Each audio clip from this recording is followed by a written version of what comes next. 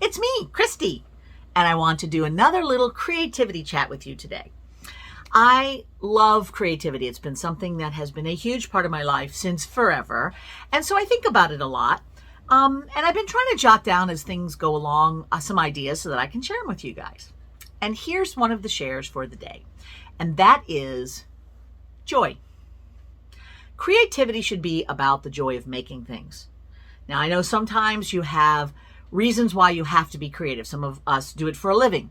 Others have a deadline or a show they're trying to get to, or a science fair project, or some reason why you've got to get creative, and you got to get creative right now.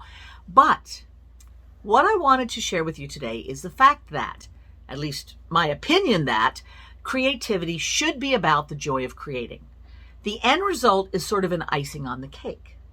So when you sit down to be creative, sometimes there's a lot of pressure on ourselves to make sure you make the most amazing thing ever in the universe right now, ready, go. Doesn't really work that way. And so you end up being creatively frustrated. You feel like you've wasted your time. You are overly critical of the things you make. Just toss all that aside. I give you my permission to just screw around with your creative stuff, make a mess, have some fun. It doesn't have to be anything. Eventually, it will become whatever it's supposed to become, and you can fine-tune that process and become productive, etc. But for now, it's enough just to create because you feel like it. And I'm here to tell you that when you do that, when you let go of a lot of expectations, a lot of pressure on yourselves, a lot of self-editing during the creative process, you will find that creativity is suddenly a lot easier.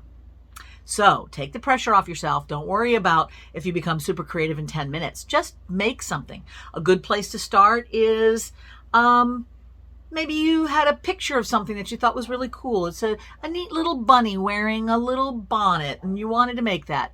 But you didn't really know if you should, because why? What's it for? Do I have to sell it? Am I giving it to somebody? What am I going to do? Just make this silly bunny in a bonnet. Why not? If you are amused by it, it's okay. So have some fun with that. And at the end, you'll look at it and you'll go, that bunny with the bonnet is my favorite thing. I'm going to put it in a place of honor, or give it to my friend, or throw it in the trash, or whatever you do with it. That part comes later. For right now, it's enough just to have fun. So my creative thought for the day is all about the joy. Create for the joy of it, and creativity will become easier and easier.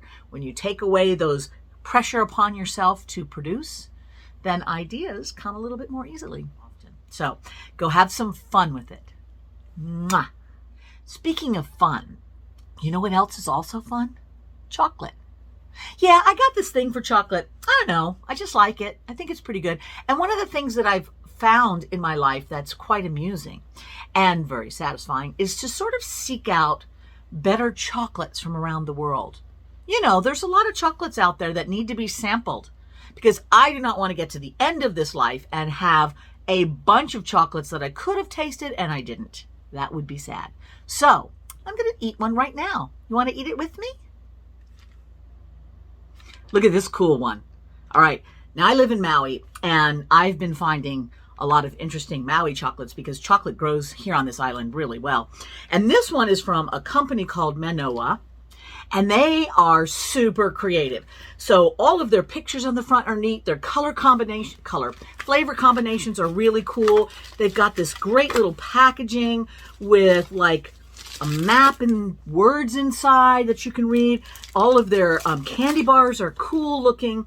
This one is the Flavors of Hawaii series, and it's lilikoi, which is passion fruit, in a 50% milk chocolate. So it's kind of like almost dark, almost a milk, which I like that. And I have eaten from this before because it's really good.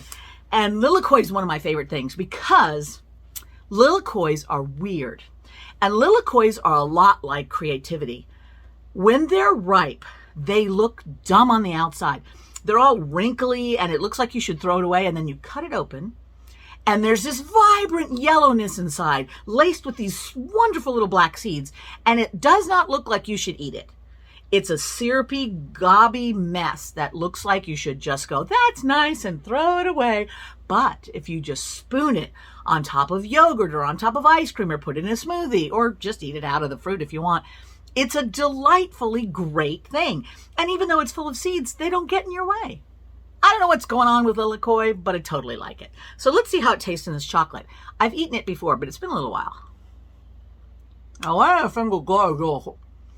of the things you want to do with chocolate is just let it warm up in your mouth a little bit.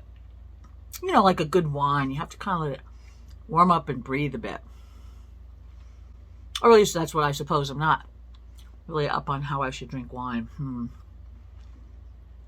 Okay. I recommend this is a very good chocolate for opening up the creativity molecules in your brain. That's just science, folks. There's creativity molecules in your brain that are activated by chocolate. Who knew? Happy creating.